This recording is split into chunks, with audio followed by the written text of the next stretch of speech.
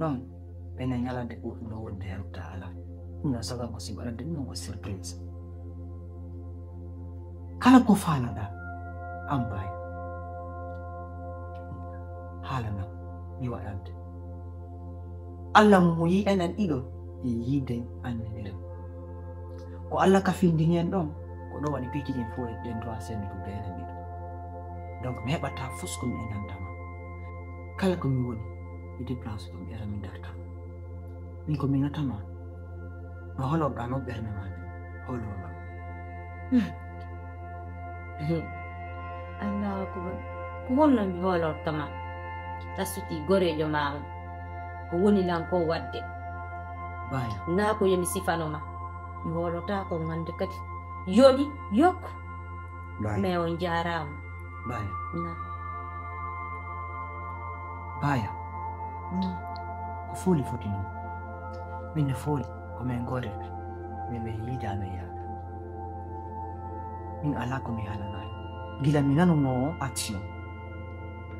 wallahi billahi mi wawali daragon bawal joda kon mi la ande c'est vrai que si goddo la bi ima ay yetti ka wulni asika kanko da me hakele yagal ko adna do mariaki na non ferma video ka sunna e farida donc hantu donc hakunde jim fi ko Allah idi yardi wana fi ko dum dan kanko so yetti ka dum nanima ma wadi ma piji ko to anko min tan accu ko Allah hebda berne mandin e hore dum kadi holo dala malgré ki ala yudi na andi hola gol goddo mo yata no ka ham na min kam no baya arit s'il te plaît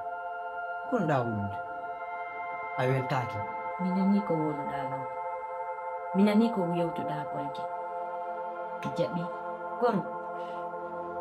to wawata fittande gondi temmere ko mi mari konko bende accanen den temmere do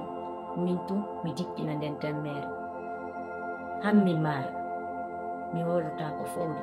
mi wolota ko biwtiri baawo floni dikke makko de mi jarami aya arit s'il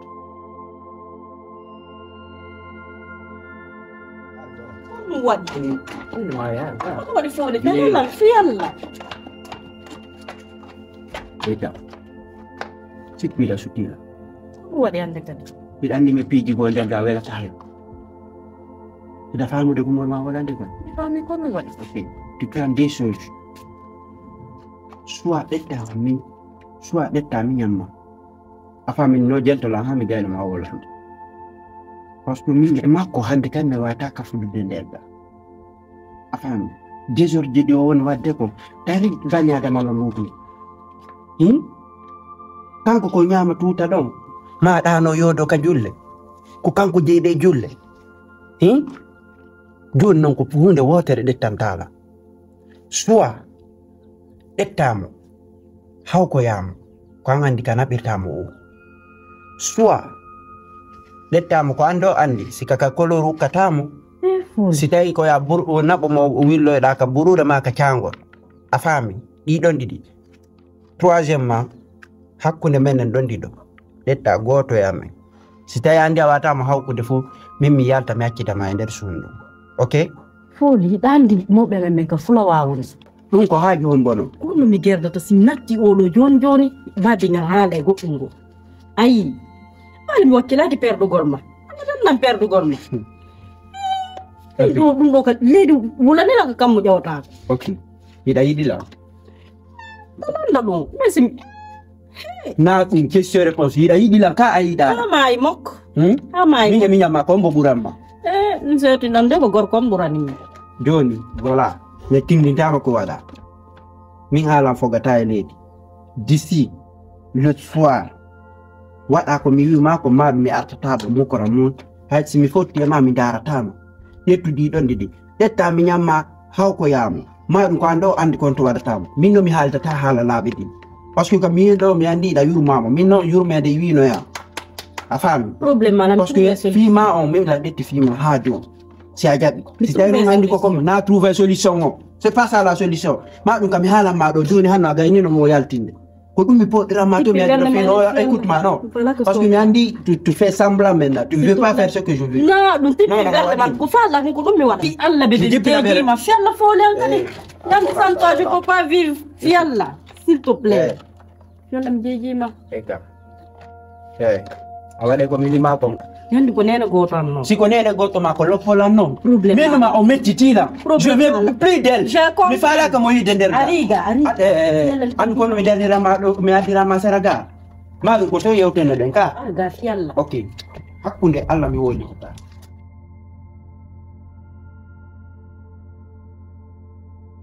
Oji kan fusana. No ko fulla. Na fusana lan ko ya hobana. Kenara mi yenni mane. Mali yembere. Ari yembere se. Dinjo be mali yembere pe no vela la. Be fini. Why hoban le goddo tiga. Ai. Me le vela na mo ka me vela tan. Mi ono mali yembere. Mi aritun e desam. Tellement que ko bubi ko min mi do fala ni allo to teno. He. Dua india allo to teno dan langka de urgo. Mi anda mi nyedi tu kagaw mi hibbiti tu wuti faabe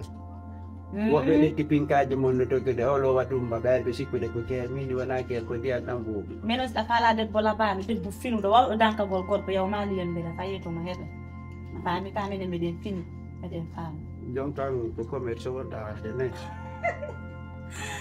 min ko commerce ma min ko waɗinamo ne min kadi miɗo yiɗi basin ɗi ay kam par ce que boutique man ko kadi basin gandalan seeɗa min kadi hay siko basin ɗi ni yalla accuta wadden goreɗen miɗo wolandema ka yiɗanala bonheur fiyo ɗum layiɗanma bonheur kay miɗanama bonheur accu ala golla fois tu peux profiter on va noddala yeyde ɗo lieu ni c'est normal min komi ɓiɗɗo gorko je suis janggo nde miɗo honno dara nder ruse men ɗo hara debbi witama dina soode bisoir privé wal jonnala soɓe c'est assuré hakkude e ngalla tiga welo mi anda noon tiga e debbo kono ko debbo ɓuure bon debbo ɓuuri joni ka fettude toon ndi gati ka non mi awa fettude kañum woni gani so tawi mo concerne min jooɗi ɗo ɗo daara no accumi anda taw kañum woni ko suuduga ka dande mom dowaɗa tawde gaw mais terto fi ɗum ɗon fof sino non ɗa anndi ni ni jeune bo wala ɗo mo yehi ko hôpital o warata to ɗa anndi watti o kikiɗe o wartata o nder kono e dande ko ɗo woni ka makko ko ɗo woni ko makko mais nder makko yo naalto terto haala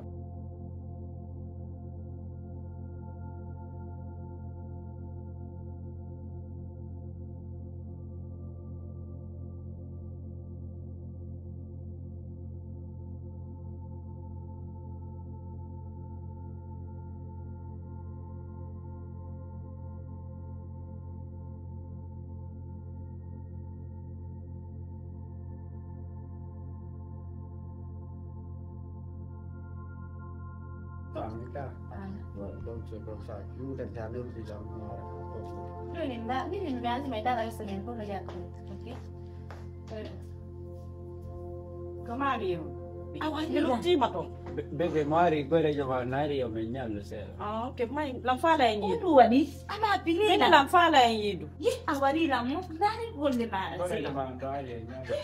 Petro bella, kama mi lamfala en yidu. Lamfala en yidu. kono fala yo taw yewten ɗo ta Mai ka ba ko da yidu tan ko ni yidu sham. Bebe. No wodi ko sudala. Ko ni bibi fiya la ko lamfala tun me yidu seda ngare jom jom fet. jira mi yewten ɓe yalla mi kala ko ma e ñalmi fi yalla mi heeɗima ko probléme ɓuɗa ko gollata to min ɓe tat feeti laaɓi na waɗan watto paɗɗen ma hen noyi Patten fet ya ha dum. Bebe.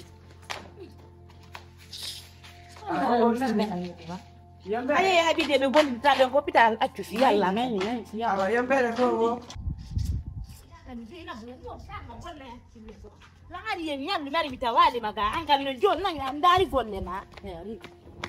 ɗum waɗa ala ɗo yejitani basin ji ɗin ka kadi basin da nani e yembere mo ƴeewdi daroɗen to immode ko lawa ma daroɗen sera gawa par ce que a gayni bolugol hakkille ande an ka pretteku ɗo abbon gayni bolugol hakkille ande ma kosa diet. Hara wattan. Tawti ton ko dum mi haali. Kono mi hiidum. Iwda honɗum. bomi ma da ko e gorko ngom e zina antar bakkille bobo jogi dadi billahi wallahi bomi ma da ko e gorko ngom kun mi hilo idandi hono mi hebiri o mi ko mi mun mande no hebirda o Zainab min ko min burma andu no hebirda o afami ka min fi da tan jodi ka hori ko de bibi mako du wondalan don kinangol dawti dangale ko dum ya siwatti no ro wattani ay benen de sede ga kani parce que feta siwatti en sede ga kani e Zainab nene tino jena ko fiyam min to na fi bayde fi jodo den jalde ki torto dani gorko fiyon o ti ko fekki ko mi andono no me bidio mi ko min burma andu no hebirda o min hadiyatu burma andude no hebirda o Zainab mi sikkana ko du wadayno dala hadiyatu min fijo darno wala ka fer gor problème ala on dongo mi to ngami yers ko gorko ma fiyam mi yo jokka on dongo ko fiyam mi yaafo dum do de wala lande wadde tago min wala lande yaafo hay sama kala pour tale mi ko mami arno ko de makko kan arda de jodi ko de makko sama kala dum don mi non jebata dum don awa iko mi anno mais c'est ça ka gorko dongo mi sikkuno no woni dan non gore be ni do no weldir dan no bebe ma min kala duwa weldir gol non e makko o we o ade simi mi jabata bi mi lando makko mi jabata do min ka kamani ari mi ari do jodi mi tawimo mi monike mi guppunturu nike mi ari do dum manna ko de sibi tagol ade ko ma fi Allah selidu fi Allah di problème ala selidu di andi di ko sa enuma mais non mi jabato ma na habbe ka jaabo to nan ci Allah jadi ande awoli ko wolu daado mi jaabo to actir non c'est bon ha jaabo mi ngai ko ma watta tata mi yalla juude mu c'est bon annon ko mi wadi do ko mi dekko ne ande mi yenni mo ko jono gore ja yewirtala Allah dandu hadiyatu wirtude la hadiyatu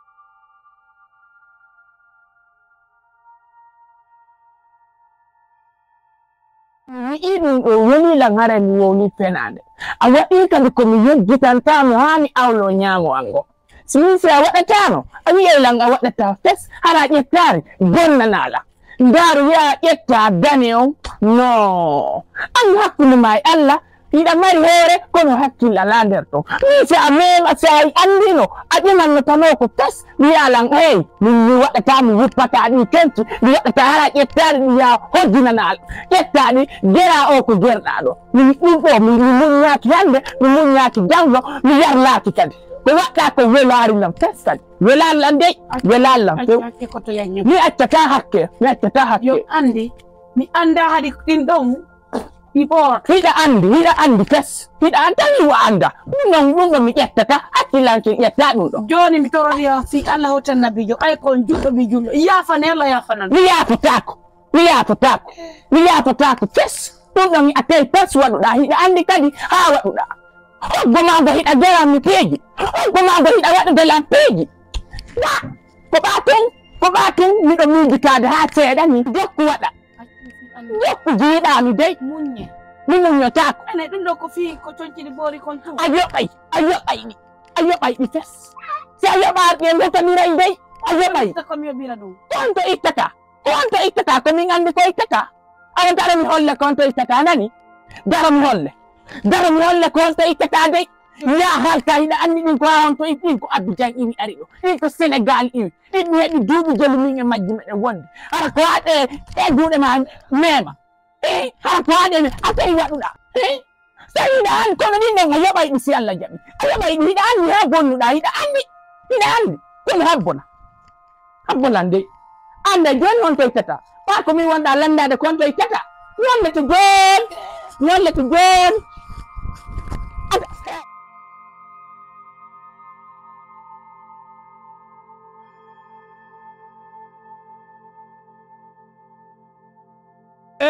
yo nalaga day jang kandu no ay fi seeda alhamdulillah awa golleji no yaade buyi awa sikkuyiɗe ja woni wayri ndina la hay kiilan joni aɗa andi ko tawatami a yata ɗon a tefata fiyan a ƴeewata yaafe mi hewti awa sikkuyiɗe ja jam awa nani bayagoy hiɓe jam ɓe foppo maɓɓe hiɓe jam ɓe fo hiɓe jam mi nanata nani mi wayrata hanki sikkuyiɓe jam ɓe foppo maɓɓe hiɓe jam ko mi wayrata ɓay min téléphone nan on majjino jogaki numéro maɓɓe nini ay don humpitike ɓe lallanɗo ɗo e lala nan simi yewti mi wiya a yiwrike ɓe si Allah jaɓi nani ɓe nanay si Allah jaɓi barka nani do yura ma fo nani mido welti nani mido duwani yo barka awa hay joni Zainab wala naari ɓe mawɓe mbayano buuɗi mo duwali haalande ɓe mawɓe ɗo e ɓe mawɓe yawde yiyana ɗum hoore mum kono Zainab ko jokki ɗo ko o hettay o annda na mawɓe wonade ko hoore makko on o wadde kanko mo wakkili joddagol ɗon e miñam makko on no bunɗi o ron kalangol baabe makko e miñam makko no bunɗi mo fanki e mum ɗon haa ɓe ngandana hoore mum wala Allah yoɓay mo kala ko waɗi ko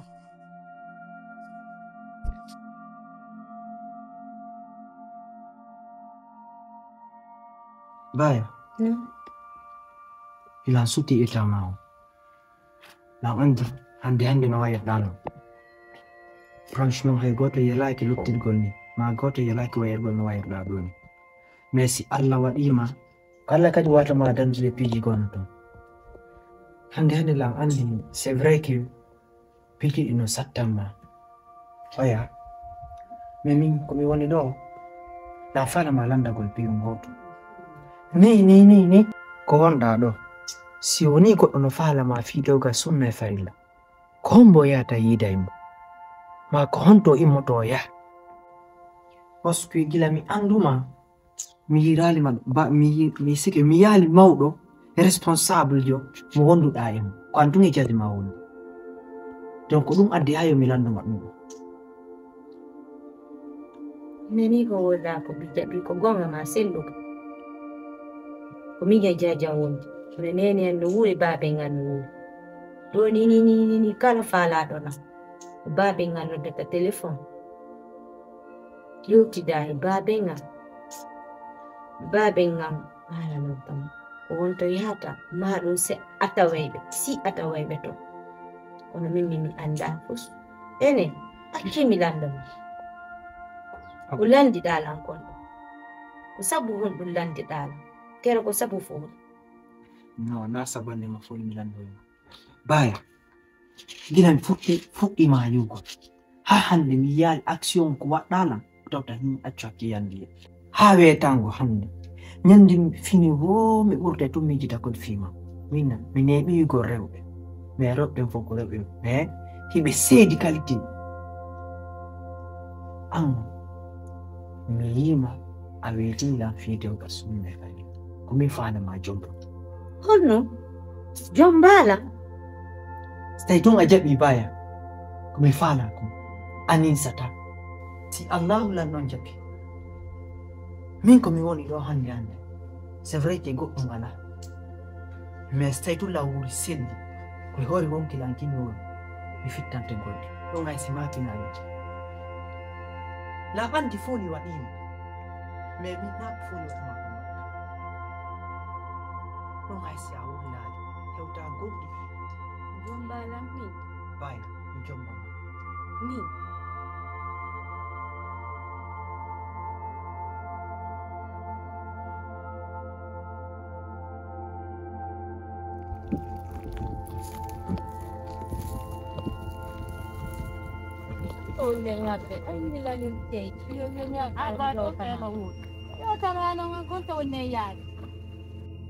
waɗi jaaja ay fi waɗa jaaja na Allah aw may no yiwen ɗo ko dari ɗen ɗo ay fi waɗa arɗo pay honto wonde yaade kadi honto wonde yaade arɗo baya ñewti honto ni jaaja honɗum waɗi jaaja nde yaade jaaja accu jullil golla yeeso na ɓalam mba on to mi jooɗoto baya habboɗala ndollan arde kadi mi ara jon ko goɗɗo mi wona yidde muɗo mi neɓata jaaja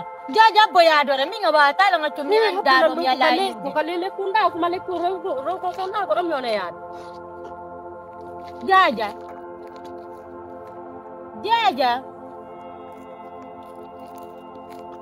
jaaja abo mi jooɗo ɓe poccone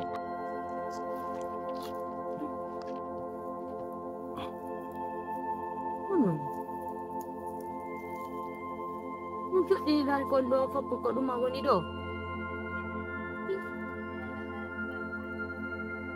Jaja. Amara ne bo yaltonde, ɗan abbi magoy.